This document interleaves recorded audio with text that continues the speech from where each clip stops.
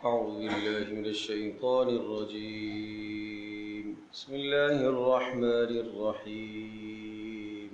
أسكنوهن من حيث سكنتم من وجدكم ولا تضاروهن لتضيقوا عليهن وإن كن أولات حمل فأنفقوا عليهن حتى يضعن حملهن فإن أرضعن لكم فآتوهن أجورهن واعتمروا بينكم بمعروف وإن تعاسرتم فسترضع له أخرى لينفق ذو سعة من سعته ومن قدر عليه رزقه فلينفق مما آتاه الله لا يكلف الله نفسا إلا ما آتاها سيجعل الله بعد عسر يسرا. اسکنوہن من حیث سکنتم، سورۃ الطلاق کی آیت نمبر 6 اور آیت نمبر 7. یہ دو آیات مقدسہ طلاق کے واقع ہو جانے کے بعد کے احکامات کو بیان کر رہی ہیں، اور یہ بڑے اہم اور پیچیدہ احکام ہیں جن احکام سے آج کے اس ماحول اور معاشرے میں بہت اعراض کیا جا رہا ہے. گویا کہ ان احکامات کو کوئی آدمی حکم سمجھتا ہی نہیں ہے.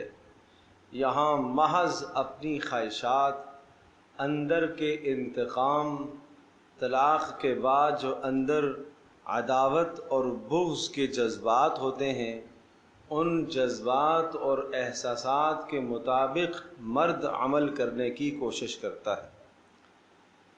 وہ یہ نہیں دیکھتا کہ یہاں شریعت کا کیا حکم ہے.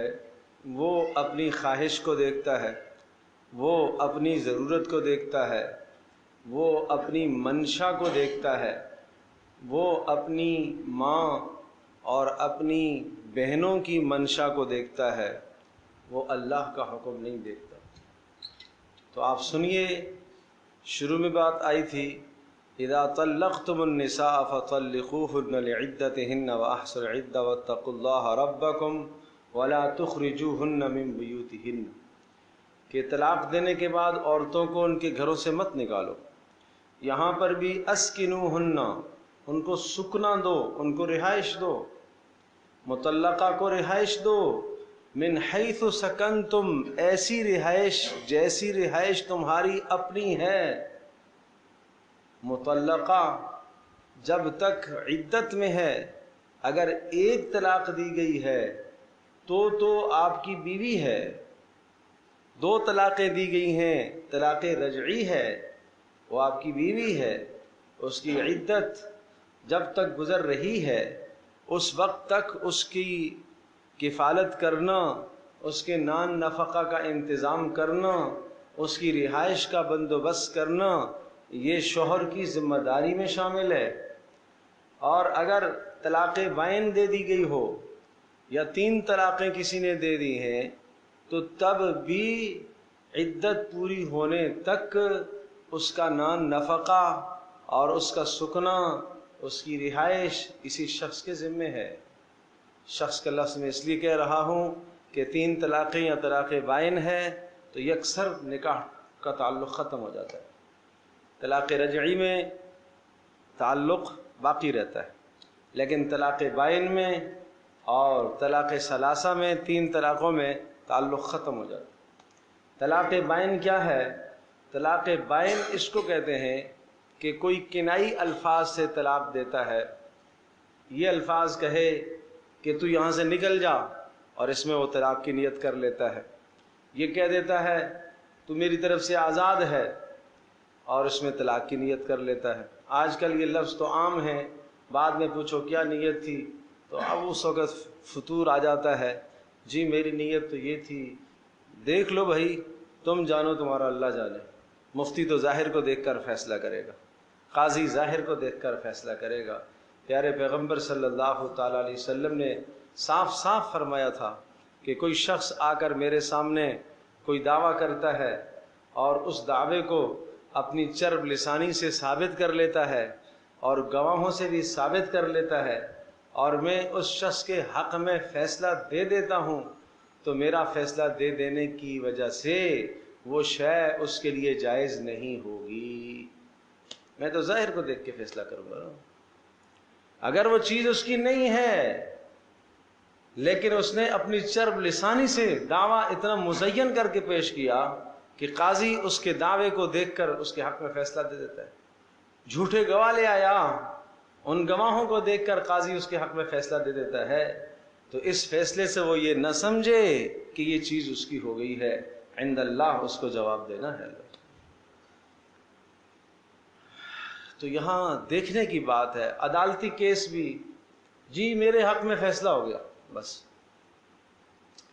جس کا وکیل تگڑا ہو گیا، مضبوط ہو گیا، فیصلہ ہو گیا، جس نے پیسے زیادہ کھلائے فیصلہ ہو گیا۔ اب وہ علیحدہ بات ہے کہ وہ چیز اس کی تھی یا نہیں تھی، فیصلہ ہو گیا جی، 4 سال کیس لڑنے کے بعد، 5 سال کیس لڑنے کے بعد فیصلہ ہو گیا، اور پھر مٹھائیاں بٹ رہی ہیں جی میرے حق میں۔ سوال یہ اللہ کا بندہ تیرا حق تھا کہ نہیں؟ قاضی کے فیصلے سے، عدالت کے فیصلے سے وہ حرام چیز تیرے لیے حلال نہیں بنتی، وہ ناجائز چیز تیرے لیے جائز نہیں بنتی۔ بھائی یہ اچھی طرح سے ذہن نشین فرمائے، اللہ کے ہاں تمہیں جواب دہ ہونا ہے۔ تو یہاں پر فرمایا اسکنوہن، پہلا حکم یہ دیا کہ ان کو رہائش دو، من حیث سکنتم، جہاں آپ رہ رہے ہو، جیسی رہائش آپ کی ہے، یہ لفظ غور کیجئے گا، جس طرح کی راحت اور آرام کی رہائش آپ کی ہے ایسی رہائش اس کو بھی دو۔ ایسا نہیں ہے کہ باہر ایک جھونپڑے میں اس کو رکھ دیا آپ نے، نہیں، جیسی رہائش آپ کی ہے، جو سہولتیں آپ کے پاس ہیں وہ سہولیات اس کو دو، من وجدکم، لیکن اپنی طاقت کے مطابق۔ یہاں بڑی اہم بات ہے اور باریک نکتہ ہے، اپنی طاقت کے مطابق کا مطلب یہ ہوا کہ بیوی کو جو اخراجات دیے جائیں گے اور بیوی کی جو ضروریات پوری کی جائیں گی، اور چاہے نکاح کے بعد ابھی وہ منکوحہ ہے، نکاح کے اندر ہے، اس وقت جو ضروریات پوری کی جائیں گی، یا اگر خدا نہ خواستہ طلاق واقع ہو جائے تو طلاق کے بعد جو اس کی ضروریات پوری کی جائیں گی، ان ضروریات کو پورا کرنے کا دار و مدار شوہر کے مالدار یا غریب ہونے پر ہوگا۔ شوہر کی حیثیت کا اعتبار کیا جائے گا، بیوی کی حیثیت کا اعتبار نہیں کیا جائے گا۔ بھائی یہ کھاتے پیتے گھرانے سے تعلق رکھتی ہے، لہذا اس کو ایسی ایسی رہائش آپ نے دینی ہے۔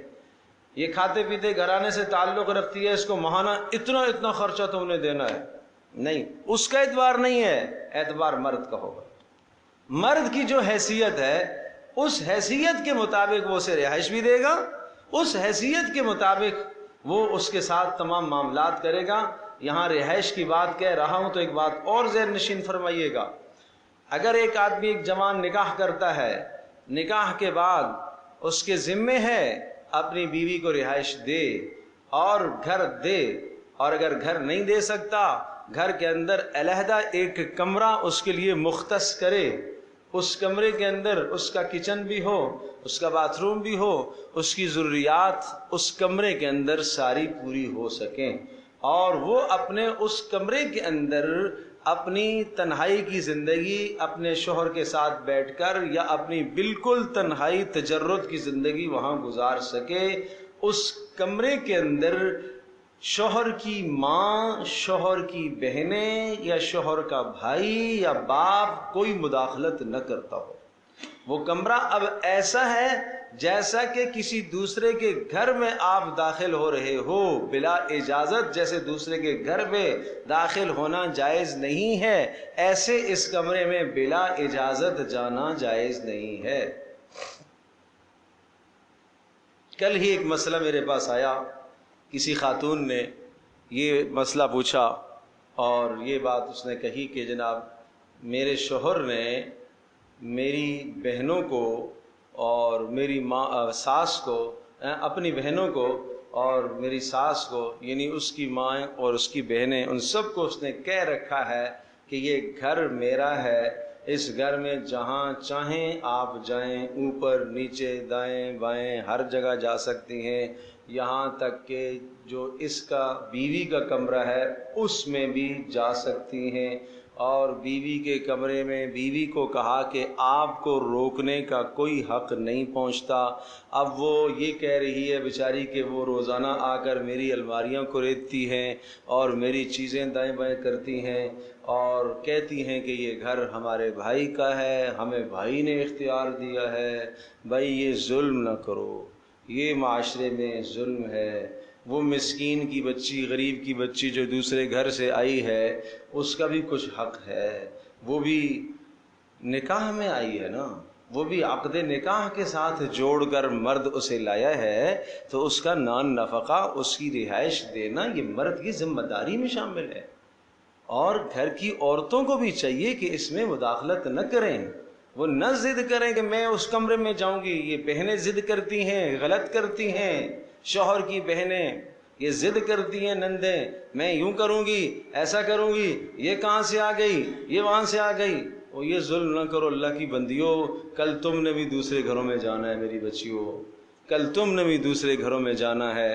آج تم اپنی بھابھی کو تنگ کرو گی نا تو کل تم بھی کسی کی بھابھی بنو گی، خیال رکھنا، خیال رکھنا۔ یہ ظلم نہ کرو، یہ زیادتیاں ہیں۔ تو اپنی حیثیت کے مطابق مرد اسے کمرہ دے، رہائش اسے دے اپنی حیثیت کے مطابق، یہ اس کا حق ہے، یہ اس کا بنیادی حق ہے۔ اس کی خوراک کا انتظام کرنا، اس کی رہائش کا انتظام کرنا، اس کی پوشاک و لباس کا انتظام کرنا، یہ مرد کی اول ذمہ داریوں میں ہے۔ الرجال قوامون علی النساء، سورہ نساء کے اندر فرمایا کہ مرد حکمران ہے، اور وَبِمَا أَنفَقُوا مِنْ أَمْوَالِهِمْ، اور مرد حکمران ہے، اور دوسرا کام مرد کا کیا ہے کہ تمام تر اخراجات، نفقات مرد کے سپرد ہیں عورت کے، وہ مرد کرے گا مگر اپنی حیثیت کے مطابق کرے گا۔ مگر کیسے کرے گا؟ حیثیت کے مطابق۔ اس لڑکی کو باپ کے گھر میں جناب ایک جوڑا ملتا تھا، ماہانہ جوڑا، سمجھ لیجئے کہ جناب 10,000 کا جوڑا یہ پہنتی تھی۔ شوہر کے پاس اتنی گنجائش نہیں ہے، 5,000 کا جوڑا خرید کے دے سکتا ہے 5,000 کا دے گا، 3,000 کا خرید کے دے سکتا ہے 3,000 کا خرید کر دے گا۔ جو گنجائش اس کی ہے، اس کی گنجائش کا اعتبار ہوگا۔ مقدرات ہیں، نصیب ہے اس بچی کا اپنا، پہلے بہت ناز نخرے سے رہی، آج وہ کیفیات نہیں ہیں، اللہ سے مانگے، اللہ اسے وسعتیں عطا فرمائے گا۔ تو یہاں آیت میں کیا مفہوم ہے؟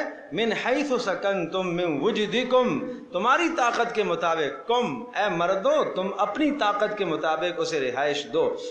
اور دوسرا حکم آیا ولا تضاروہن لتضیقوا علیہن، ضرر نہ دینا اس کو، ان عورتوں کو تکلیف نہ دینا، ولا تضاروہن، ان کو ضرر نہ دینا، لتضیقوا علیہن، کہ تم رہائش ان پر تنگ کر دو، ایسی کڑی شرائط لگا دو کہ رہائش اور ان پر تنگ ہو جائے۔ ٹھیک ہے جی میں نے رہائش تو دے دی ہے لیکن یہ میری شرائط ہیں، یوں نہیں جائے گی، یہ نہیں کرے گی، یہ نہیں کرے گی، میری ماں کی بھی خدمت کرے گی، میرے باپ کی بھی خدمت کرے گی، بہنوں کی بھی خدمت کرے گی، اس قسم کی شرائط لگا کر اپنی رہائش کو، اس کی رہائش کو تنگ نہ کرنا، ایسی کڑی شرائط لگا کر تنگ نہ کرنا۔ اس کے ماں باپ کو یہاں آنے کی اجازت نہیں ہے، خبردار، ماں باپ کو آنے سے نہیں روک سکتے ہو، ماں باپ کو آنے سے نہیں روک سکتے ہو، بھائی ملنے دو ماں باپ کو۔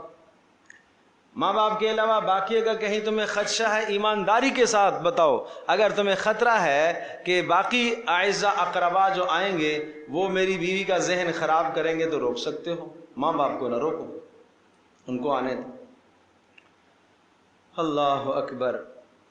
وَإِن كُنَّ أُولَاتِ حَمْلٍ، اور تیسرا حکم یہ آیا کہ اگر یہ عورتیں جن کو طلاق واقع ہو گئی ہے اگر یہ حاملہ ہیں فَأَنفِقُوا عَلَيْهِنَّ، ان پر خرچ کرتے رہو، رہائش دو گے اور نان نفقہ دو گے، حتیٰ یضعن حملہن، یہاں تک کہ وہ حمل پیدا ہو جائے، یعنی بچے کی ولادت تک اس کا نان نفقہ اس مرد کے ذمے ہے جس نے طلاق دی ہے، مرد کے ذمے ہے بھائی، رہائش بھی نان نفقہ بھی، تو لہٰذا اسی گھر کے اندر رہ کر اس کو عدت پوری کرنی چاہیے۔ یہ ہے صورت اصل۔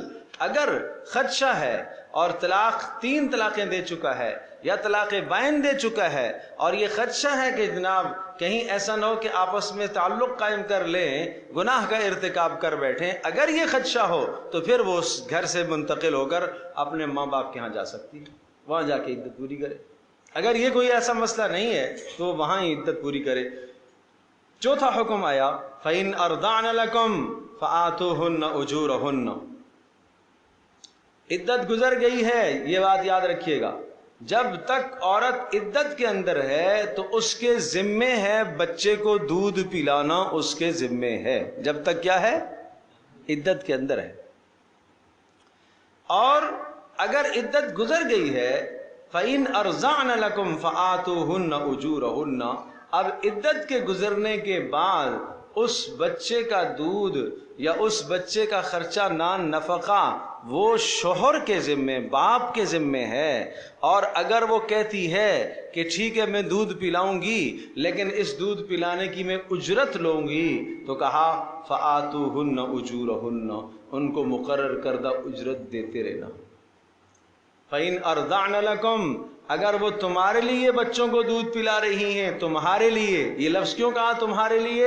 اس لیے کہ عدت گزر چکی، اب اس کا تمہارے سے کوئی تعلق نہیں رہا۔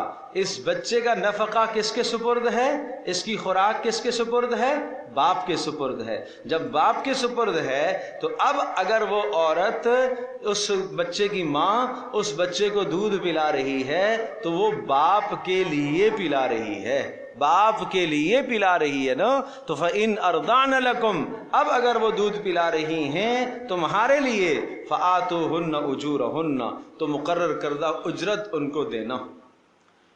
وَأْتَمِرُوا بَيْنَكُمْ بِمَعْرُوفٍ، اور یہ حکم آیا وَأْتَمِرُوا بَيْنَكُمْ بِمَعْرُوفٍ۔ چوتھے حکم کے بعد یہ چوتھا حکم تھا کہ اجرت دینا اور دودھ پلوا لینا ان سے، وَأْتَمِرُوا بَيْنَكُمْ بِمَعْرُوفٍ، اور اس معاملے میں باہمی مشورہ طے کر لینا، یعنی اجرت کتنی ہوگی باہمی مشاورت سے طے کر لینا، باہمی مشاورت سے طے کر لینا۔ بڑا پیارا لفظ ہے، غور کیجئے گا۔ باہمی مشاورت کا مطلب یہ ہوا کہ بھائی یہ مرد پوچھے اس اپنی مطلقہ عورت سے کہ اب چونکہ عدت گزر چکی ہے اور میرا بچہ ابھی دودھ پی رہا ہے تو اس کو آپ نے دودھ پلانا ہے، کتنی اجرت لوگی؟ تو وہ بتائے جی اتنی لوں گی۔ اگر وہ واقعتاً معاشرے میں اتنی ہی اجرت ہے تو ٹھیک ہے، اس کو دے دے، وہ زیادہ حق رکھتی ہے، کیوں کہ وہ ماں بھی ہے نا، وہ زیادہ حق رکھتی ہے۔ لیکن اگر وہ اجرت زیادہ لے رہی ہے، بات سمجھے بھائی، مثال کے طور پر کسی دائیہ کو آپ بچہ دیتے ہیں اور وہ جناب اجرت لیتی ہے، مثال کے طور پر ماہانہ 10,000 روپے اجرت لیتی ہے دودھ پلانے کے، اور یہ اجرت لے رہی ہے 15,000 روپے، ماں 15,000 روپے لے رہی ہے، تو یہ 15,000 زیادہ لے رہی ہے۔ اب آپ کیا کرو؟ اب آپ کیا کرو؟ کسی دوسری عورت کا انتخاب کر لو، اس ماں کو چھوڑ دو اور کسی دائی کا انتخاب کر لو، اور وہ اجرت لے کر اس بچے کو دودھ پلائے گی۔ بات سمجھے؟ وَأْتَمِرُوا بَيْنَكُمْ بِمَعْرُوفٍ، باہمی مشاورت کر لو، اگر مشاورت سے بات بن جاتی ہے، طے ہو جاتی ہے تو ٹھیک، لیکن اگر طے نہیں ہوتی، یا یہ کہ کوئی خدشہ ہے، کسی مسئلے کا خدشہ ہے، کوئی بچے کی جان کو خطرہ ہے اور خدشہ ہے، یا اسی طرح سے ایسا کرنے میں کہ عورت کو نقصان کا اندیشہ ہو سکتا ہے، تو ٹھیک ہے، مشورے میں بات نہیں آ رہی ہے، وَأْتَمِرُوا بَيْنَكُمْ، اس اجرت کے بارے میں باہمی مشورہ کر لو، بِمَعْرُوف، بالمعروف کا معنی شرعی طریقے کے مطابق مشاورت کر لو، اور شرعی طریقے کے مطابق کا مطلب نہ مرد کو نقصان ہو نہ عورت کو نقصان ہو۔ اب اگلا سنیے گا، وَإِن تَعَاسَرْتُمْ فَسَتُرْضِعُ لَهُ أُخْرَى، بڑا پیارا حکم آیا، وَإِن تَعَاسَرْتُمْ، اور اگر مشکل میں پڑ گئے ہو تم، کیا مانا؟ وہ زیادہ پیسے مانگ رہی ہے، کون؟ ماں جو مطلقہ ہے، وہ زیادہ پیسے مانگ رہی ہے، فَسَتُرْضِعُ لَهُ أُخْرَى، تو پھر کوئی حرج نہیں ہے، پلا لے اس شوہر کے لیے کوئی دوسری عورت، مرضعہ کہتے ہیں دودھ پلانے والی، فَسَتُرْضِعُ لَهُ أُخْرَى، دوسری عورت دودھ پلا لے۔ کون سی دوسری عورت؟ کوئی دائی لے لی جائے اجرت پر۔ بات سمجھ میں آ گئی؟ اگر ماں کو دیتے ہیں عدت گزرنے کے بعد تو وہ کیا کہتی ہے؟ وہ اجرت زیادہ مانگتی ہے، پیسے زیادہ مانگتی ہے، اور اس کے وہ پیسے دینے کے آپ کے پاس حیثیت اور استطاعت نہیں ہے، اس سے کم میں ایک دائی مل جا رہی ہے آپ کو، اور وہ صحیح بچے کی نگہداشت کر سکے گی، دودھ بھی پلائے گی، تو ٹھیک ہے، تم ماں کو پھر نہ دو۔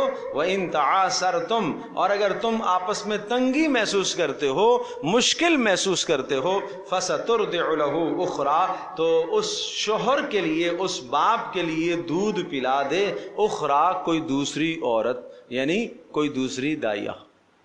بات سمجھ میں آ گئی؟ اب یہاں پھر وہی بات واپس لوٹی ہے، پانچواں حکم آیا، لِيُنْفِقْ ذُو سَعَةٍ مِّن سَعَتِهِ، لِيُنْفِقْ کہ چاہیے کہ خرچ کرے، ذو سعتن، وسعت والا آدمی، من سعتہ، اپنی حیثیت کے مطابق، مانا اس مطلقہ عورت پر جو خرچ کرے گا وہ کس حیثیت سے؟ اپنی حیثیت کے مطابق دے گا۔ نمبر دو، اس نو مولود بچے پر جو خرچ کرے گا وہ بھی کیسا دے گا؟ اپنی حیثیت کے مطابق۔ کبھی کبھی جب طلاق واقع ہو جاتی ہے، 3 طلاقیں، اور بچہ عورت لے جاتی ہے اور وہ دودھ پلا رہی ہوتی ہے، اور وہ عدالت سے یا کسی پنچایت سے وہ لکھوا لیتی ہے، مجبور کر دیتی ہے، کل بیچارے کی تنخواہ ہی 15,000 روپے ہے، وہ سارا 15,000 اس نے لکھوا لیا اپنے لیے اور اپنے بچے کے لیے۔ تو قرآن کیا کہہ رہا ہے؟ لِيُنْفِقْ ذُو سَعَةٍ مِّن سَعَتِهِ، کہ مالدار آدمی اپنی حیثیت کے مطابق خرچہ کرے گا۔ وَمَنْ قُدِرَ عَلَيْهِ رِزْقُهُ، اور جس پر رزق تنگ کر دیا گیا اللہ کی طرف سے۔ اللہ اکبر، اللہ اکبر، طنز نہ کرنا، طنز نہ کرنا، اس کو تانے نہ دینا، یہ تو کچھ کماتا نہیں ہے، یہ تو کچھ کرتا نہیں ہے، یہ تو جناب اس کی یہ نوکری ہے، اس کی تو یہ ہے۔ نہیں نہیں نہیں، لفظ دیکھو، لفظ قرآن کے الفاظ پر غور کرو۔ وَمَنْ قُدِرَ عَلَيْهِ رِزْقُهُ، اور جس کا رزق تنگ کر دیا گیا ہے، تنگ کر دیا گیا ہے، اللہ کی تقدیر کا فیصلہ ہی ایسا ہے، وہ تو بیچارہ محنت کر رہا ہے، تو اس کو طنز تو نہ کرو، اس کو تانا تو نہ دو، کہو بھائی ٹھیک ہے، یہ اپنی حیثیت کے مطابق۔ اب اگلا جملہ سنیے گا، مجھے بتاؤ یہ ہمارے فاسد اور باطل نظریات کو کس طرح سے یہ جملے کاٹ رہے ہیں؟ جس کا رزق تنگ کر دیا جائے، جس کا رزق تنگ کر دیا جائے۔ اب اگلا جملہ سنیے گا، اگلا جملہ سنیے گا، فَلْيُنْفِقْ مِمَّا آتَاهُ اللَّهُ، اسے چاہیے کہ وہ خرچ کرے جو اللہ نے اس کو دیا ہے، جو اللہ نے اس کو دیا ہے۔ اب پھر واپس آؤ، پچھلے لفظ کو پھر دیکھو، کیا قرآن کریم کا اعجاز ہے، کیا اس کی فصاحت ہے۔ جہاں رزق کی تنگی کی بات آئی، وہاں تنگی کو منسوب اللہ کی طرف نہیں کیا۔ بسا اوقات تنگی انسان کے اپنے گناہوں کی وجہ سے بھی ہو جاتی ہے، بسا اوقات تنگی گھر میں ناشکری کی وجہ سے بھی ہو جاتی ہے، بسا اوقات شوہر کی ناشکری ہوتی ہے، بسا اوقات بیوی کی کیا ہوتی ہے؟ ناشکری ہوتی ہے، تو رزق کیا ہو جاتا ہے؟ تنگ ہو جاتا ہے۔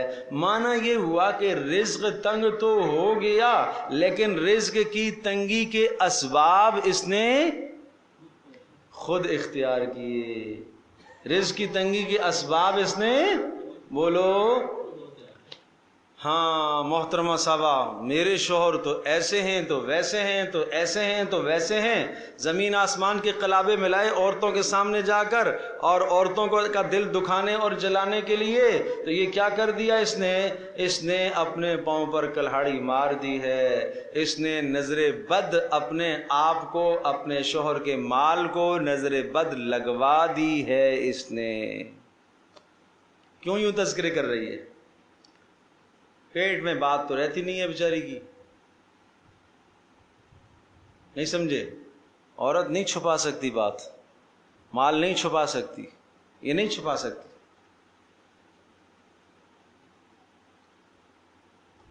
یہ ظاہر کرتی ہے جا کے، یہ شادی کے موقع پر سارا کچھ ظاہر کر کے آ جاتی ہے، ساری حیثیت پتہ چل جاتی ہے کہ جناب کتنی حیثیت میں ہے یہ۔ ہاں جی، ہاں بتانا بھی نہیں چاہیے۔ وہ ہمارے ایک دوست کہا کرتے تھے، یہ شادیوں میں جو عورتیں پہن کے جاتی ہیں اور اتنا بناؤ سنگار کر کے جاتی ہیں، عزت دار گھرانے کی جو عورتیں ہیں، نیک خواتین ہیں، وہ بھی یہ کرتی ہیں۔ ہم یہ بدگمان نہیں ہوتے کہ وہ اجنبی اور غیر محرموں کو دکھانے کے لیے ایسا کرتی ہیں، نہیں، وہ اپنی عورتوں کو دکھانے کے لیے ایسا کرتی ہیں بھائی، وہ اپنی سہیلیوں کو دکھانے کے لیے ایسا کرتی ہیں۔ ہمارے پاس پیسہ ہے، ہمارے پاس مال ہے بھائی، ہر دن نیا سوٹ، فرض ہے بھائی، مایوں کا الگ، بارات کا الگ، ولیمے کا الگ۔ دھل کے کیوں جائے؟ دھلے ہوئے سوٹ کو بھلا شادی میں ہم پہنے؟ وہ ظلم ہے بھائی۔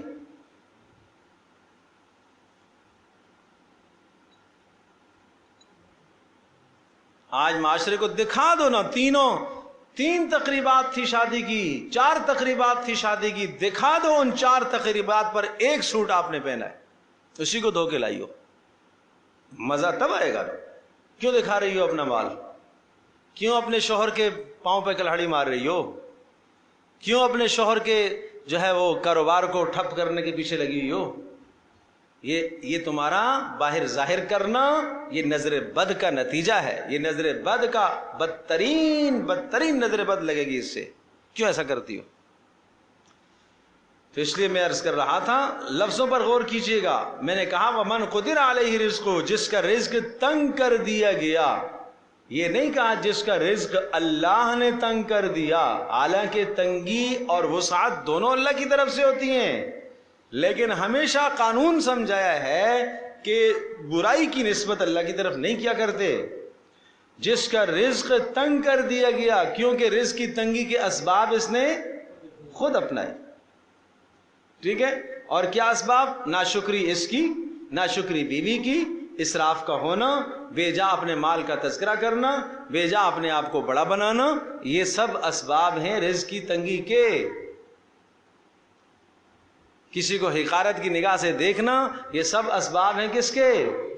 رزق کی تنگی کے۔ تو اس لیے ومن قدر علیہ رزقہ، جس کا رزق تنگ کر دیا گیا تو اسے کیا کرے؟ وہ کیا کرے؟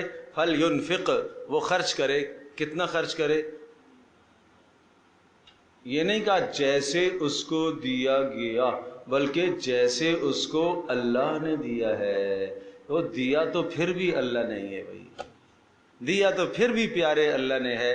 تمہیں نہیں دینا چاہیے تھا، تم نے ناشکری کر کے اپنے آپ کو تباہ کر دیا ہے، لیکن اللہ کریم ہے، پھر بھی کچھ نہ کچھ دے رہا ہے تمہیں یار۔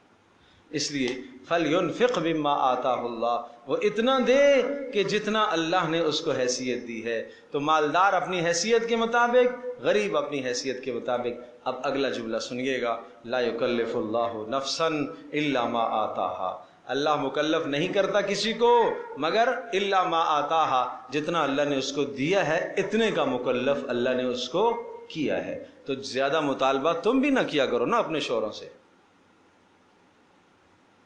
صبر اور شکر کیا کرو، صبر اور شکر کیا کرو، صبر اور شکر کیا کرو۔ اگر شوہر کی جتنی آمدنی ہے، بیچارہ لگا ہوا ہے، صبح نکلتا ہے، شام کو گھر میں آ کے داخل ہوتا ہے، محنت کرتا ہے، مزدوری کر رہا ہے، لیکن حالات ایسے چل رہے، کیا کرے؟ تو تم صبر کر لو، تم صبر کر کے گزر بسر کرو۔ بیٹیاں میری صبر کرے، میری بیٹیاں اپنے باپ سے مطالبہ نہ کریں، میری بیٹیاں اپنے باپ سے نئے کپڑوں کا پھر مطالبہ نہ کرے نا. میری بیٹیاں کہیں اپنے باپ سے کہ ابو جی کوئی بات نہیں ہے، اس عید پر ہمیں جوڑا نہیں چاہیے، ہمارا جوڑا ہے نا. اتنا خوش ہو کر اس کو دکھا دیں، اتنا خوش ہو کر دکھا دیں کہ وہ مطمئن ہو جائے کہ ہاں میری بیٹی پرانے کپڑے پر خوش ہے، میری بیوی پرانے کپڑے پر خوش ہے، بہن پرانے کپڑے پر خوش ہے. ایسا خوش ہو کر دکھا دیں. یاد کرو نا حضرت فاطمہ رضی اللہ تعالی عنہا کی سیرت کو یاد کرو، عائشہ رضی اللہ تعالی عنہا کی سیرت کو یاد کرو نا. وہاں کیا سیرت تھی؟ ہائے کاش، فرماتی ہیں عائشہ رضی اللہ تعالی عنہا، آج گھر میں چراغ ہوتا، رسول اللہ صلی اللہ علیہ وسلم کی زندگی کے آخری لمحات جی بھر کر رات کو زیارت تو کرتی. گھر میں چراغ نہیں ہے، تیل نہیں ہے کہ چراغ جلایا جائے. بھائی آقا دو جہاں حضرت محمد مصطفیٰ صلی اللہ علیہ وسلم کے گھرانوں کی تو یہ حال ہے. ایک چاند گزرا، دوسرا گزرا، تیسرا چاند چڑھ کے آ گیا. حضرت عائشہ رضی اللہ تعالیٰ عنہ فرماتی ہیں ہمارے گھر میں آگ ہی نہیں جلی، چولہا ہی نہیں جلا، کوئی شے پکانے کی ہے ہی نہیں ہے. کیسے گزارا کرتی تھیں؟ بھائی گزارا ہم تو کھجور اور پانی پہ گزارا کرتے تھے. بات سمجھے بھائی؟ تو آج بھی، آج کے دور میں بھی اگر میں یہ کہوں کہ چولہے نہیں جلتے، گیس بھی نہیں ہوتی، اور چولہے اس لیے بھی نہیں جلتے کہ کھانا سارا باہر سے آتا ہے. آج مطالبات ہوتے ہیں، آج یہ کھائیں گے، آج یہ کھائیں گے، آج یہ کھائیں گے. وہ آج بہن کا مطالبہ پورا ہو رہا ہے، آج بیوی کا مطالبہ پورا ہو رہا ہے، کل بیٹی کا مطالبہ پورا ہو رہا ہے. 3 دن سے کچھ پکا ہی نہیں ہے گھر میں بھائی، کیونکہ کھانا سارا باہر سے آ رہا ہے. یہ کیا ظلم ہے بھائی؟ کیوں ایسا ظلم کرتے ہو؟ کبھی کبھار کر لیا تو ٹھیک ہے یار، کبھی کبھار کر لیا. اور باہر کے کھانوں میں کوئی خیر برکت تو نہیں ہے میرے پیاروں. جو آپ گھر کے اندر اللہ کا نام لے کر پکاؤ گی، وہ باہر جو روٹی تندور سے بن کے آتی ہے، آپ کا کیا خیال ہے کہ وہ ہر روٹی کے ساتھ کوئی اللہ کا نام لیتا ہے؟ کیا اس نے آٹا گوندتے وقت بسم اللہ پڑھی تھی؟ کیا اس نے روٹیاں شروع کرتے وقت بسم اللہ پڑھی تھی؟ نہ معلوم کیسا ہے، کیا ضرورت ہے. مجبوری ایک الگ شے ہے، مجبوری ایک الگ چیز ہے. اپنے گھروں میں کھانا بنانے کی کوشش کرو بھائی، خرچہ بھی کم ہے، بابرکت بھی ہے. آپ اللہ کا نام لے کر کھانا بناؤ گی، پکاؤ گی، اللہ کی قسم یہ آپ کا کھانا بنانا پکانا یہ عبادت ہے آپ کی، یہ آپ کی عبادت ہے گھر کی. اور آپ ایسا کرو گی اللہ کا نام لے کر، تو جتنے لوگ اس کھانے کو کھائیں گے گھر کے اندر، ان کے اندر اثرات منتقل ہوں گے، نیکی کے اثرات منتقل ہوں گے. اور وہ باہر کا کھانا فاسق فاجر کے ہاتھوں کا پکا ہوا کھانا آیا، اور بد تہذیب، بدترین اور بد اخلاق اور نہ معلوم مسلم بھی ہے کہ نہیں، اس کے ہاتھ کا جو پکا ہوا کھانا تمہارے گھر میں آیا، کیا اس کی نحوست نہیں ہوگی؟ ٹیسٹی ہے جی، بڑا ٹیسٹی، ٹیسٹی تو تمہیں لگا ہے، لیکن میرے پیارو ہم تو اندر سے ایمان کے ذائقے کھو چکے ہیں. ہمیں نہیں پتا اس کے اندر نحوست کتنی ہے، اس کے اندر بے برکتی کتنی ہے، وہ ہمیں نہیں اندازہ اس کا. ہم تو صرف ظاہری ذائقوں کو جانتے ہیں نا، باطنی ذائقے ہمیں نہیں پتا. تو اس لیے میں ماؤں بہنوں سے درخواست کروں گا، آپ کوشش کیا کریں اپنے گھروں کے اندر کھانے کا انتظام کیا کریں، بر وقت کھانا بنائیں. شوہر گھر میں داخل ہو، اس کو کھانا گرم گرم ملنا چاہیے، روٹیاں پکا کر ان کو ڈھک کر سمیٹ کر ان کو رکھ دینا چاہیے. یہ شوہر کا حق ہے کہ اس کو آپ کے ہاتھ کی روٹی ملنی چاہیے، آپ کے ہاتھ کی، آپ کے بابرکت ہاتھ کی، اللہ کا نام لیا ہوا. اب وہ وہاں سے تھکا ہارا آ رہا ہے، آتے ہوئے بھائی روٹیاں لیتے آنا. اب وہ اللہ کا بندہ تندور پر لین لگائے کھڑا ہے مسکینوں کی طرح. یہ کیا ظلم ہے بھائی؟ مسکینوں کی طرح کھڑا ہے. وہ ہمارے ایک بزرگ بتانے لگے، کہنے لگے پہلا زمانہ ایسا ہوتا تھا کہ ہمیں اگر کوئی گھر سے کبھی ماں یا کوئی کہہ دے کہ تندور سے روٹیاں لے گا، بڑی شرم آتی تھی تندور میں لین لگاتے ہوئے. اس کا مطلب یہ ہوتا ہے ان کے گھر میں روٹی نہیں پکتی. شرم آتی تھی وہاں کھڑے ہوتے ہوئے کہ یار ان کے گھر میں روٹی نہیں پکتی. تو آج کل تو پورا محلہ تندور پر کھڑا ہوتا ہے. آج مہمان آ گئے، بھائی مہمان آ گئے تو میں روٹیاں نہیں پکاؤں گی، سالن بناؤں گی، روٹیاں کیوں نہیں پکاؤ گی؟ پکاؤ نا، روٹیاں بھی پکاؤ، ثواب ہوگا، تمہیں اجر ہوگا. ایک دن میں ایک ساتھی کے یہاں گیا تو میں نے کہا کہ اس نے مجھے دعوت کی، تو مجھے کہنے لگا کتنے ساتھی ہوں گے ساتھ میں؟ کہا بولو کتنے لاؤں، ہمارے پاس تو تھوک سے ہوتے ہیں. تو کہنے لگا 5-6 آدمی لے آؤ. تو میں نے کہا یار بس میں ایک روٹی کھاؤں گا چپاتی لیکن گھر کی کھاؤں گا, ایک چپاتی میں کھاؤں گا لیکن گھر کی کھاؤں گا. تو اس نے کہا نہیں, ہمارے ہاں تو الحمدللہ روٹی باہر سے آنے کا تصور ہی نہیں ہے, ہم سب کے لیے گھر سے ہی پکائیں گے. تو ہم وہاں گئے تو جناب وہ میرے ساتھ کھانے والے جوان تھے اچھے خاصے ماشاءاللہ, دبا کے کھایا انہوں نے, دبا کے کھایا, گرم گرم روٹیاں پک کے آ رہی ہیں کھاتے گئے. تو اس لیے بھائی یہ عورتوں سے میری درخواست ہے, آپ جو جس محبت سے پکاؤ گی نا, جو آپ ذکر کر کے پکاؤ گی, اللہ کا نام لے کے پکاؤ گی, وہ باہر سے آنے والی روٹی میں وہ خیر نہیں ہے, وہ برکت نہیں ہے. اس لیے اپنے گھروں میں اہتمام کیا کرو. توے نہیں ہے تو خرید لو.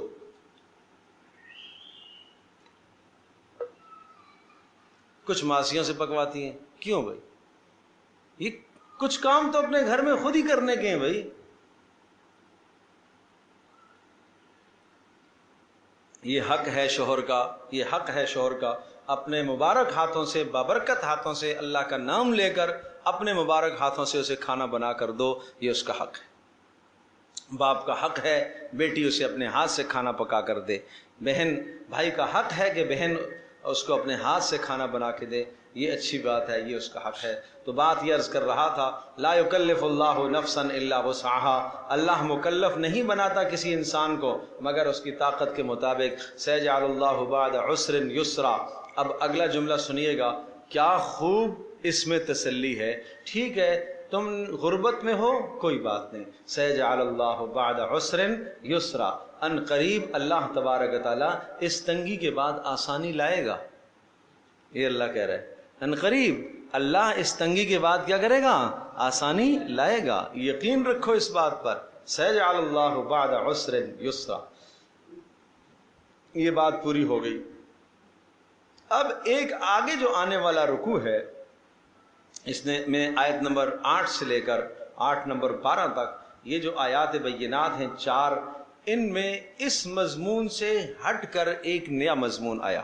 اور وہ مضمون یہ آیا کہ دیکھو گزشتہ امتوں نے جب اللہ کے حکموں سے سرکشی کی اور اعراض کیا, چاہے گھریلو زندگی ہو, چاہے معاشرتی زندگی ہو, معاشی زندگی ہو, سیاسی زندگی ہو, زندگی کے کسی بھی شعبے میں جب انہوں نے اللہ کے حکموں کو چھوڑ کر اپنی خواہشات پر عمل کیا, اپنے اندر سے اٹھنے والے جو انتقامی جذبات تھے ان پر فیصلے کیے, تو ان کے نتائج کیا ہوئے وہ نتائج بتائے جا رہے ہیں اس رکوع کے اندر.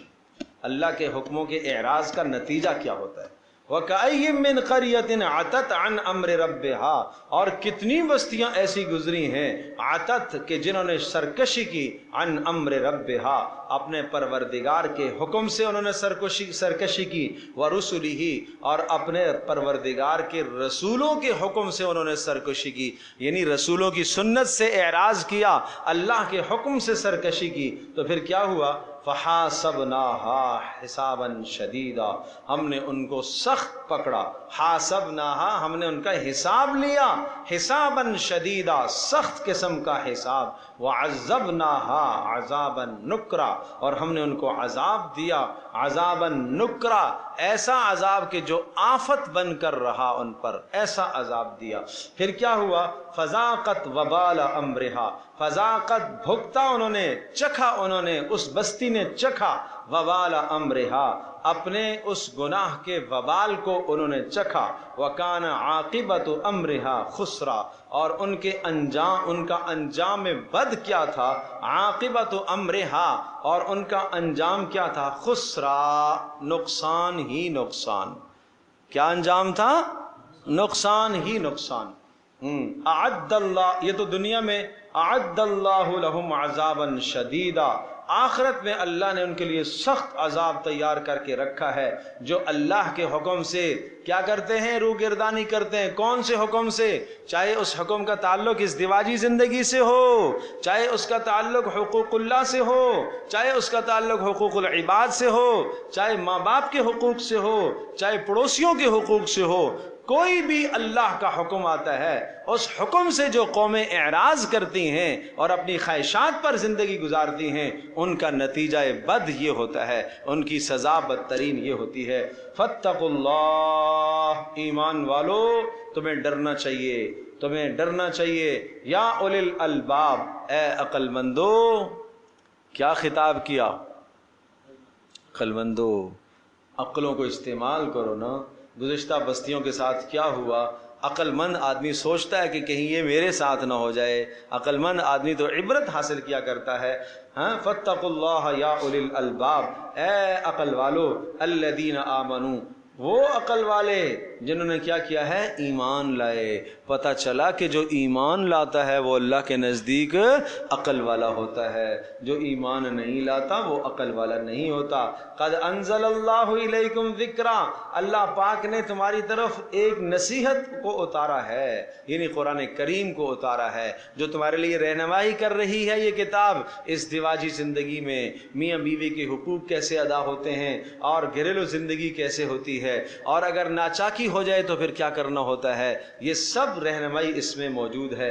قد انزل اللہ الیکم ذکرا، یہ اللہ نے تمہاری طرف ایک نصیحت اتاری ہے، اور رسولاً، اور اللہ نے تمہیں ایک رسول بھی دیا ہے کہ کہیں اگر اس کتاب کے سمجھنے میں تمہیں مشکل پیش آئے تو رسول کی زندگی تمہارے سامنے موجود ہے۔ ورسولاً، رسولاً، اللہ نے ایک رسول بھی بھیجا، یتلو علیکم آیات ربکم، وہ تمہارے سامنے کھول کھول کر تلاوت کرتا ہے اپنے پروردگار کی آیات کو، مبینات، ایسی آیات جو بیان کر رہی ہیں، کھلی آیات ہیں، کھلے احکام ہیں جن میں کوئی اغماض اور کوئی پیچیدگی نہیں ہے۔ وہ کیوں اللہ نے رسول بھیجا؟ کیوں بھیجا؟ بولو بولو، کیوں بھیجا؟ دیکھو، لیخرج الذین آمنوا وعملوا الصالحات، تاکہ نکالے وہ ان لوگوں کو جو ایمان لائے اور جنہوں نے اچھے اعمال کیے، ان کو نکالے من الظلمات الی النور، کس سے؟ اندھیروں سے کس کی طرف؟ میاں بیوی کی زندگی میں اندھیرا چل رہا ہے بھائی، اختلافات، لڑائی، یہ کیا ہے؟ ظلمات میں پڑے ہوئے ہیں۔ ان ظلمات سے نکلنے کے لیے کیا راستہ ہے جو نبی نے راستہ قرآن کریم کا بتایا؟ یہ ظلمات سے نور کی طرف تمہیں لے کر آئے گا۔ تنگی میں پڑے ہوئے تھے نا، تنگی میں جناب 2 سال ہو گئے، 3 سال ہو گئے، آپس میں لڑائی چل رہی ہے، روزانہ گھر میں لڑائی ہوتی ہے۔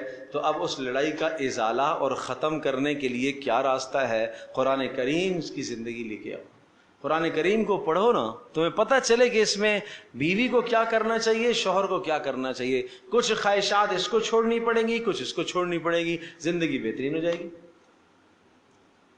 بات سمجھے بھائی؟ مثبت رویوں کو اختیار کرو، منفی رویوں کو چھوڑ دو بھائی، مثبت رویوں کو اختیار کرو۔ میں مثال دیا کرتا ہوں، جمعے کے بیان میں بھی میں نے یہ مثال عرض کی تھی، مثبت رویہ اختیار کرو۔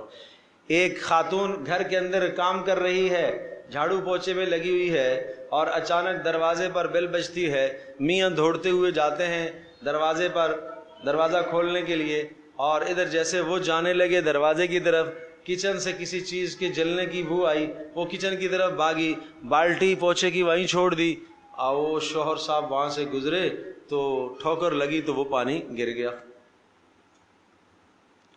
اب ہو گئی لڑائی۔ لڑائی کیسے ہو گئی؟ لڑائی ایسے ہو گئی، اس نے کہا اور دیکھتی نہیں ہے تو کہاں راستے میں رکھنے کی کوئی جگہ ہے؟ اس نے کہا اندھے ہو، دیکھ کے نہیں چلتے ہو تم، میں کچن بھی سنبھالوں اور پوچھے بھی لگاؤں؟ یہ کیا ہے؟ منفی سوچ۔ مثبت سوچ یہ ہے کہ وہ آئے، ٹھوکر اس کو لگی ہے تو آ کے پوچھے معذرت، لگی تو نہیں کہیں آپ کو؟ لگی تو نہیں آپ کو چوٹ تو نہیں لگی ہے؟ یہ بیوی کا مثبت رویہ ہے۔ شوہر کہے نہیں، قصور آپ کا نہیں تھا، میرا تھا، مجھے دیکھ کے چلنا چاہیے تھا، میں انجانے میں چلا گیا۔ تو بتاؤ لڑائی ہوگی؟ کوئی لڑائی نہیں، کام وہی ہوا لیکن دوسرا طریقہ اختیار کیا۔ تو یہ مثبت رویوں پر آ جاؤ بھائی، مثبت رویوں پر آ جاؤ نا۔ آپ یہ کیوں نہیں رویہ بیوی کے بارے میں قائم کرتے ہو کہ بیچاری جھاڑو پوچھا کر رہی تھی اور اس کا بیچاری کا ذہن 2 طرف بٹا ہوا تھا، کچن میں اس نے دیکھا تو ایک طرف ایک دم سے بھاگی ادھر، مثبت رویہ لے کر آؤ تو مثبت رویے گھر کے اندر محبتوں کو پیدا کرتے ہیں. مثبت رویے کیا کرتے ہیں؟ بولو بھائی، محبتوں کو پیدا کرتے ہیں. بیویوں کو ان کا حق دو، یہ ان کا حق ہے. ازدواجی زندگی میں بیوی کا حق ہے. مثبت رویہ اس کو دو، اسے وقت دو، یہ اس کا حق ہے، اسے وقت دو. آج کل ایسا بھی ہے، ایسے بھی گھرانے ٹوٹتے دیکھے کہ جوان باہر سے آتا ہے، واپس آتا ہے، آگے موبائل میں لگ جاتا ہے. اللہ، کتنا بڑا ظلم ہے یار، کتنا بڑا ظلم، کتنا بڑا ظلم ہے. کل ہی ایک مسئلہ یہ بھی آیا. میں یہ مسئلے اس لیے ذکر کرتا ہوں کہ اللہ تبارک و تعالی ہمیں اس برے معاشرے سے اور ان بری سوچوں سے بچائے جہاں ہم زیادتیاں کرتے ہیں اور ظلم کرتے ہیں. کچھ زیادتیاں مردوں کی، کچھ عورتوں کی. ایک خاتون کہہ رہی ہے جب گھر میں داخل ہوتا ہے تو اگر میں اس کے قریب جاتی ہوں، کسی بھی طرح سے قریب جاتی ہوں اور اس کو منانے کی کوشش کرتی ہوں تو مجھے کہتا ہے جاؤ جاؤ اپنا کام کرو، چھیڑخانی نہ کرو میرے ساتھ. اللہ کا بندہ ظالم، رات گئے تک باہر رہتا ہے، اکیلے کمرے میں چھوڑ کے گئے تک باہر رہتا ہے. کیا ظلم ہے یہ؟ اس کو کس لیے لے کے آئے؟ یہ قیامت کے دن پوچھ نہیں ہوگی اس کی. پیارے پیغمبر صلی اللہ علیہ وسلم اللہ کے رسول ہیں. اللہ کی قسم، پیارے پیغمبر صلی اللہ تعالی علیہ وسلم اللہ کے رسول، اللہ کے آخری رسول. آپ کی زندگی خوبصورت نمونہ. آپ ایک دن دیر سے آئے. آپ کا تاخیر سے آنا کیا کوئی تصور کر سکتا ہے؟ کیا عائشہ رضی اللہ تعالی عنہا یا کوئی زوجہ محترمہ یہ تصور کر سکتی ہیں کہ آپ باہر کسی فضول کام میں لگے ہوئے تھے؟ بولو، یہ تو تصور کفر ہے. ظاہرہ کسی دینی مشغولی میں تھے، تاخیر ہو گئی گھر میں داخل ہوتے ہوئے. تو اب یہ تاخیر سے داخل ہونا گویا کہ حضرت عائشہ رضی اللہ تعالی عنہا نے گلہ کیا. گلہ بھی بڑے پیارے انداز سے کیا. لنا شمسن وللآفاق شمسن، ایک ہمارا سورج، ایک آسمانوں کا سورج. شمس السماء طالعۃ بعد الفجر وشمسنا طالعۃ بعد العشاء. آسمان کا سورج صبح طلوع ہوتا ہے اور ہمارا سورج عشاء کے بعد طلوع ہوتا ہے. کیا خوب شعر تھا. مدح بھی ہو گئی، تعریف بھی ہو گئی، گلہ بھی ہو گیا. رسول اللہ صلی اللہ علیہ وسلم مسکرانے لگے. ہائے ہائے، یہ ہے بیویوں کے حقوق، یہ ہیں بیویوں کے حقوق. ایک زوجہ محترمہ کی طرف سے ایک دوسری زوجہ محترمہ کے گھر میں آپ مقیم تھے، آج وہاں رات کو قیام تھا، دوسری زوجہ کے گھر سے کھانا آیا. اس کو غصہ آیا. جن کے گھر میں آپ رکے ہوئے تھے، جن کی باری تھی کہ آج میری باری تھی، کھانا انہوں نے بھیجا کیوں؟ جو خادمہ کھانا لے کے آئی تھی ان خادموں کو انہوں نے دھکا دیا ایسے سینے پر کہ وہ پیچھے گھری جا کے، اور جس رکابی میں کھانا تھا وہ رکابی ہی ٹوٹ گئی. اللہ کے نبی آقائے دو جہاں صلی اللہ تعالی علیہ وسلم زمین پر بیٹھ گئے، اپنے مبارک اپنے پیارے ہاتھوں سے اس کھانے کو آپ نے جمع فرمایا اور مسکرا رہے اور کہہ رہے ہیں غارت امکم، تمہاری ماں کو غیرت آ گئی، تمہاری ماں کو غیرت آ گئی، تمہاری ماں کو غیرت آ گئی. مطلب ہے کہ غیرت آ گئی اور اس نے دھکا دیا اور رکابی ٹوٹ گئی. ہمارے جیسا کوئی ہوتا تو مار مار کر حشر نشر کر دیتا، پتہ نہیں کیا گالیاں دیتا. غارت امکم، تمہاری ماں کو غیرت آ گئی. پھر آپ نے کیا کیا؟ آپ نے اس گھر سے، جس گھر میں آپ رکے ہوئے تھے نا، اس گھر سے ایک نئی پلیٹ اور رکابی اٹھائی اور خادموں کو دی اور کہا یہ اس گھر میں جہاں سے کھانا آیا تھا اور جن کی رکابی ٹوٹی ان کو دیکھیں. کچھ بھی آپ نے نہیں کہا. کیوں؟ فطرت ہے نا، یہ فطرت ہے، یہ فطرت ہے، یہ عورت کی فطرت ہے. اس فطرت سے آپ نے لڑائی نہیں کی. عورت کی فطرت ہے وہ شوہر کو اپنے ساتھ دیکھنا چاہتی ہے، یہ عورت کی فطرت ہے. عورت کی فطرت ہے، چاہے عورت ماں ہو، چاہے عورت بہن ہو، چاہے عورت بیوی ہو، یہ تین رشتے مرد کے لیے بڑے حساس رشتے ہوتے ہیں۔ جو ساتھی میرے پاس آتے ہیں میں ان کو ان 3 جگہوں پر ایسے رموز بتاتا ہوں، الحمدللہ ثم الحمدللہ گھر کے جھگڑے ختم ہو جاتے ہیں۔ میں کہتا ہوں بیٹا دیکھو یہ ماں ہے، اللہ کی قسم ماں یہ چاہے گی ساری محبت مجھے دے، بہن یہ چاہے گی ساری محبت مجھے دے، بیوی یہ چاہے گی ساری محبت مجھے دے، یہ ان تینوں رشتوں کا حق ہے۔ تم تینوں رشتوں کے ساتھ ایسا نباہ کرو، ایسا باور کرواؤ، ماں سمجھے سب سے زیادہ مجھے محبت دیتا ہے، بہن سمجھے سب سے زیادہ مجھے محبت دیتا ہے، بیوی سمجھے سب سے زیادہ مجھے محبت دیتا ہے، کبھی جھگڑا نہیں ہوگا۔ سمجھے بھائی؟ تو یہ ترازو کے 2 پلڑے ہوتے ہیں نا، یہاں 3 پلڑے، یہ تینوں کو برابر رکھنا ہے آپ نے، یہ تینوں کو برابر رکھنا ہے۔ اگر برابر رہیں گے تو کوئی گھر میں لڑائی ہوگی۔ تو اس لیے بھائی احباب سے میری درخواست ہے، مردوں سے درخواست ہے، شادی شدہ مردوں سے درخواست ہے، اپنے گھروں میں وقت دیا کریں۔ گھر میں داخل ہو، موبائل کو ایک سائڈ پر پھینک دے اس کو۔ اور میں ایسے گھرانوں کو بھی جانتا ہوں، یہ اسمارٹ موبائل ہے نا، وہ آفس میں چھوڑ کے آتے،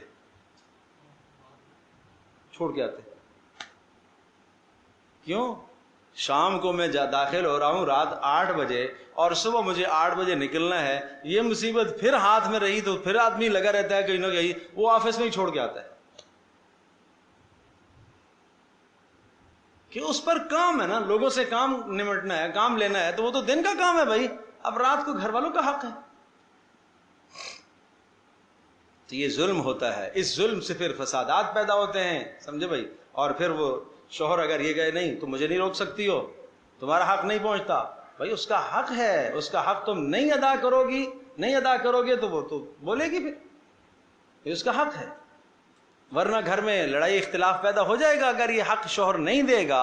یہ حق مجھے یہ بتاؤ نا، رسول اللہ صلی اللہ علیہ وسلم پر کوئی باری فرض تو نہیں تھی، آپ نے ہر زوجہ کو باری کیوں دی تھی؟ باری متعین تھی، آج فلاں کے گھر، آج فلاں کے گھر، آج فلاں کے گھر، ہر ایک کو آپ نے حق دیا ہے، سمجھے بھائی؟ اور رسول اللہ صلی اللہ علیہ وسلم رات کو گھر میں داخل ہوتے، اپنے وقت کے 3 اجزاء کرتے تھے، ایک حصہ گھر کا اللہ کے لیے ہوتا تھا، ایک حصہ پورا کا پورا گھر والوں کے لیے ہوتا تھا، اور ایک حصہ اپنے آرام کے لیے ہوتا تھا۔ اور صحابہ کہتے ہیں اپنے جو آرام کا حصہ ہوتا تھا نا، اس میں سے کبھی آنے والے کو دے دیا کرتے تھے۔ کوئی خاص ملاقات اگر ہوتی، ابو بکر جیسا آدمی آ جاتا، عمر فاروق جیسا آدمی، عثمان و علی جیسا کوئی شخص آ جاتا، تو پھر اس کو اپنے آرام کے وقت میں سے کچھ نہ کچھ وقت دے دیا کرتے تھے۔ اپنے رب کا جو وقت ہوتا تھا، اپنے گھر والوں کا جو وقت ہوتا تھا، وہ گھر والوں کا۔ یہ نمونہ ہے ہمارے لیے۔ چلو اللہ اکبر۔ تو بھائی ان ظلمات سے نکلو اور نور کی طرف آؤ، گھریلو ظلمات سے نکلو۔ بات کر رہا تھا یہ ظلمات ہے، وَمَن يُؤْمِن بِاللَّهِ وَيَعْمَلْ صَالِحًا، اور جو اللہ پر ایمان رکھتا ہے، اعتقاد رکھتا ہے، وَيَعْمَلْ صَالِحًا، اور عمل صالح کرتا ہے، يُدْخِلْهُ جَنَّاتٍ، اللہ پاک اس کو داخل کرے گا ایسے جنتوں میں جن کے نیچے سے نہریں بہ رہی ہیں، خالدین فیہا ابدا، قد احسن اللہ لہ رزقا، اللہ نے اس کو خوب اچھا رزق عطا فرمایا، عطا کرے گا۔ اللہ الذی خلق 7 سماوات، کون پروردگار؟ وہ اللہ جس نے 7 آسمانوں کو بنایا، وَمِنَ الْأَرْضِ مِثْلَهُنْ، اور زمین میں سے بھی اسی طرح، یہ اسی طرح سے سمجھ میں آ رہا ہے کہ جیسے 7 آسمان ہیں ایسے 7 زمینیں بھی ہیں، وَمِنَ الْأَرْضِ مِثْلَهُنْ، اس طرح سے 7 زمینیں بھی اللہ پاک نے اسی طرح سے 7 زمینیں بھی پیدا فرمائی ہیں، تہ بتہ آسمان پیدا فرمائے اور زمین کے 7 حصے بنائے۔ اب 7 حصوں میں کون سے 7 حصے ہیں؟ بعض نے کہا کہ یہ ایک زمین ہے، اس طرح کی 7-6 زمینیں اور ہیں، وہ کہاں ہیں اللہ ہی جانتا ہے، ضروری تو نہیں ہے کہ ہم نے پوری کائنات چھان ماری ہے۔ بعض مفسرین نے لکھا ہے کہ یہ 7 جو بر اعظم ہیں یہ مراد ہیں، وَمِنَ الْأَرْضِ مِثْلَهُنْ سے، کہ 7 دنیا میں بر اعظم جو ہیں وہ مراد ہیں۔ يَتَنَزَّلُ الْأَمْرُ بَيْنَهُنَّ، اللہ پاک کا فیصلہ نازل ہوتا ہے ان زمین و آسمان کے درمیان، لِتَعْلَمُوا، تاکہ تم سمجھ لو، أَنَّ اللَّهَ عَلَى كُلِّ شَيْءٍ قَدِيرٌ، اللہ ہر شے پر قدرت رکھنے والا ہے، وَأَنَّ اللَّهَ قَدْ أَحَاطَ بِكُلِّ شَيْءٍ عِلْمًا، اور اللہ تبارک تعالیٰ نے احاطہ کیا ہوا ہے ہر شے کا، علماً باعتبار علم کے، یعنی اللہ کے علم نے ہر شے کا احاطہ کیا ہوا ہے۔ انشاءاللہ سورۃ التحریم اگلی نشست میں رکھیں گے، وہ بھی بڑے اہم مسائل ہیں، تو اس لیے میں چاہ رہا ہوں کہ اگلی نشست میں انشاءاللہ اس کو ہم شروع کریں گے۔ الحمدللہ رب العالمین والصلاة والسلام علی سید الانبیاء والمرسلین وعلی آلہ وصحبہ امتی اجمعین۔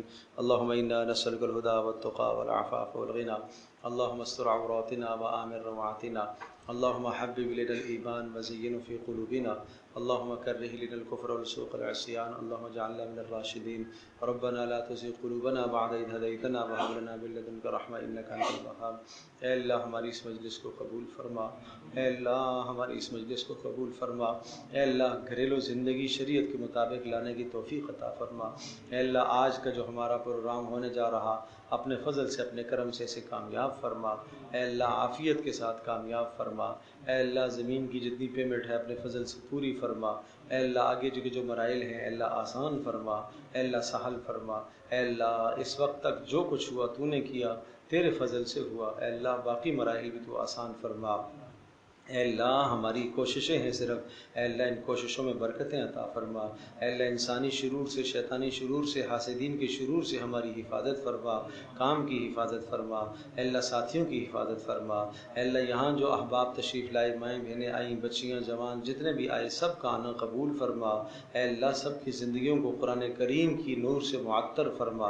اے اللہ قرآن کریم کے نور سے سب کی زندگیوں کو معطر فرما۔ اے اللہ گھروں سے آفات و بلیات و مصائب کو دور فرما۔ اے اللہ گھروں میں محبتیں عطا فرما۔ اے اللہ میاں بیوی کے درمیان جہاں ناچاکیاں ہیں محبتیں نصیب فرما۔ اے اللہ محبتیں نصیب فرما، اے اللہ محبتیں نصیب فرما۔ اے اللہ ہماری اس مجلس کو قبول فرما، اس گھر میں ہونے والے کام کو اپنی بارگاہ میں قبول فرما۔ اہل خانہ کو رحمتوں سے برکتوں سے مالا مال فرما۔ اے اللہ ہمارے کام کو قبول فرما۔ وصلی اللہ تعالی علی خیر خلق محمد وعلی آلہ اجمعین برحمتہ۔